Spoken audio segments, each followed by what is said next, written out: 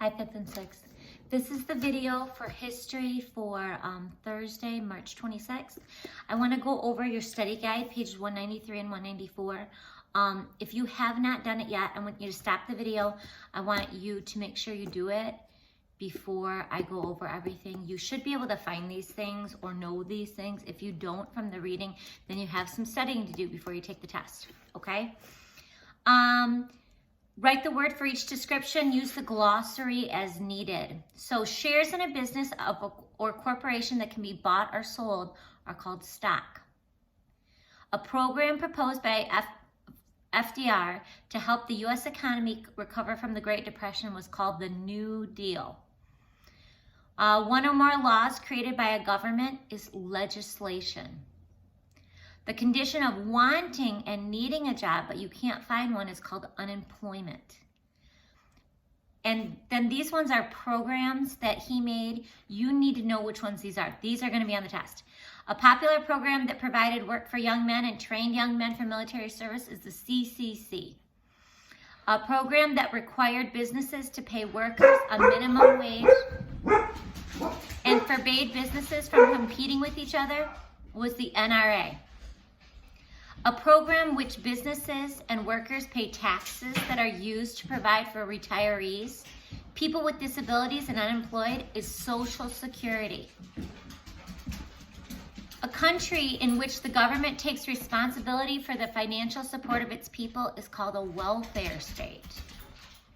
Okay, number 9, after the crash in 1929, the stock market prices began to rise again toward the real value of the companies. This is true.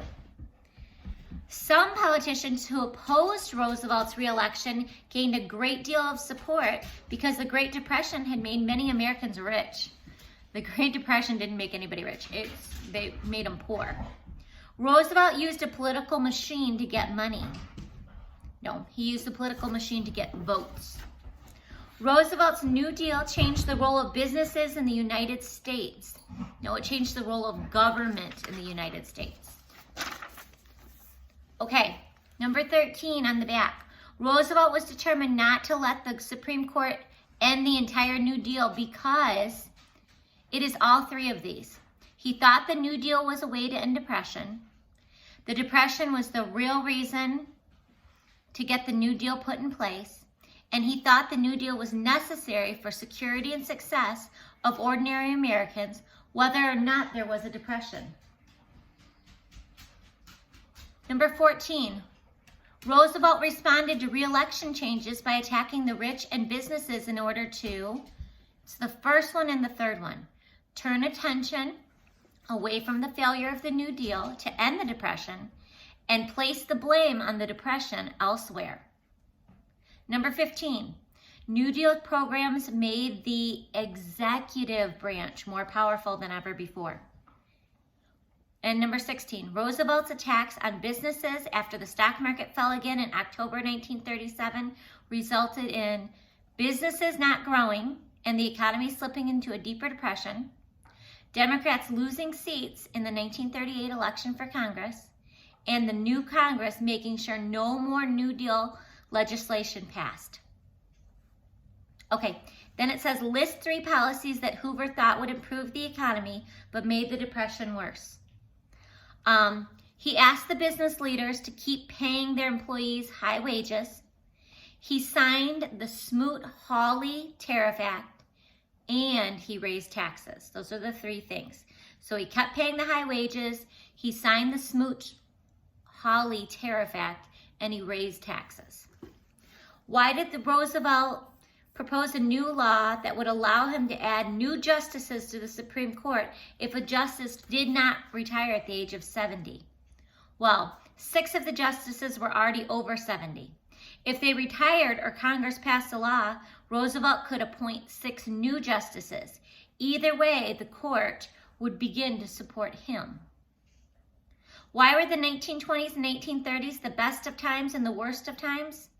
The 20s were a time of a lot of prosperity, but people rejected the Bible and the way of life that God commands. So there was a lot of stuff, there's a lot of money, a lot of possessions, but they had turned away from God. The 30s were a very hard time for many Americans. Okay, So your test is tomorrow. You need to study those 2 study guides.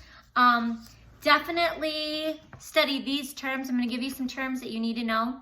Consumer culture, legislation, overproduction, stock, unemployment, and welfare state. Also, you need to know about the terms agnostic, conservative, fundamentalist, and modernist. And you need to know about those programs, the CCC, the New Deal, the NRA, and the Social Security. Okay. I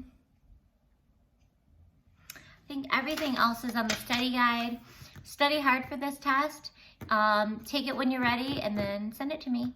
Have a good day, guys. Bye.